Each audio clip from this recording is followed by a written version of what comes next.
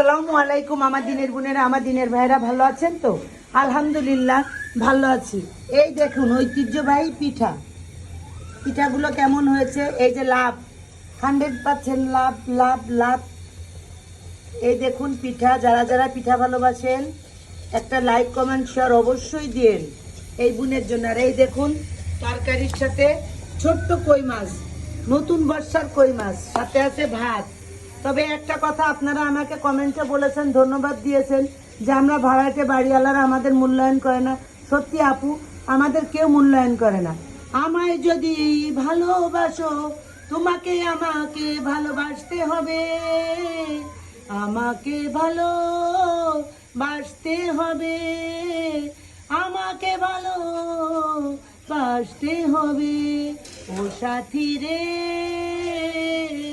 আমি আমার জীবনের বন্ধুর জন্য গান গাইছি, লাইফ পার্টনার।